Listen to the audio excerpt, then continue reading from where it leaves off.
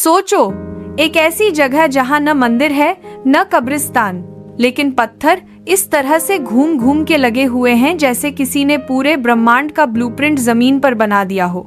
ये गोल घेरे किसी साधारण संरचना का हिस्सा नहीं लगते, न उन पर कुछ लिखा है न कोई मूर्ति, लेकिन उनकी स्थिति, उनका आकार और उनका संरेखण सब कुछ ऐसा कह जाता है जो समझ से परे है। क्या यह प्राचीन लोगों का जीपीएस था?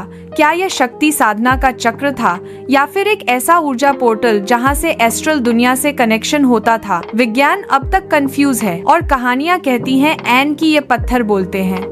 सिर्फ सही वक्त और सही इंसान का इंतजार है। तो चलिए आज हम खोलते हैं एक पुराने भारतीय रहस्य का पात्र, जहां पत्थर सिर्फ स्टोन नहीं बल्कि एक कॉस्मी सी पहेली का टुकड़ा है।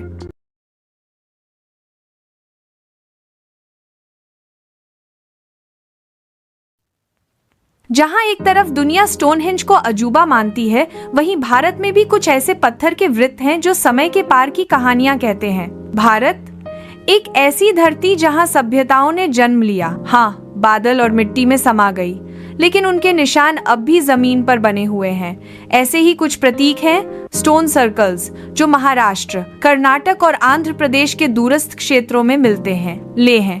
पहली नजर में यह सिर्फ कुछ पत्थरों का घेरा लगता है, लेकिन अंदर छुपा है एक पूरा ब्रह्मांड, एक ज्यामिति जिसका मतलब आज तक पूरा समझा नहीं गया। ये पत्थर लाइन में, गोल घेरे में, कभी चबूतरा प्रकार के स्ट्रक्चर्स के साथ मिलते हैं, और इनकी पोजीशनिंग भी यादृच्छिक नहीं होती बल्कि सावधानी पूर्वक योजनाबद्ध होती है।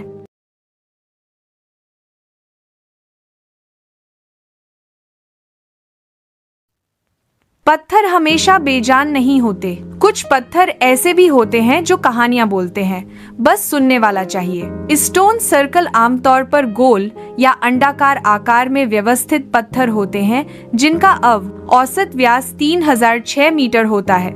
महाराष्ट्र के जुनापानी और माहुरझारी जैसे स्थलों में इनका उचित सममितीय डिजाइन मिलता है, जहां एक केंद्र बिंदु होता है और उसके चारों ओर पत्थर संरेखित होते हैं, ऐसे जैसे किसी खगोलीय यंत्र का डिजाइन हो। कई चक्र एक ही पंक्ति में होते हैं, जबकि कुछ स्तरित जैसे 2 या 3 घेरे एक के अंदर एक। कभी कभी बीच में एक सीधा पत्थर का खंभा होता है।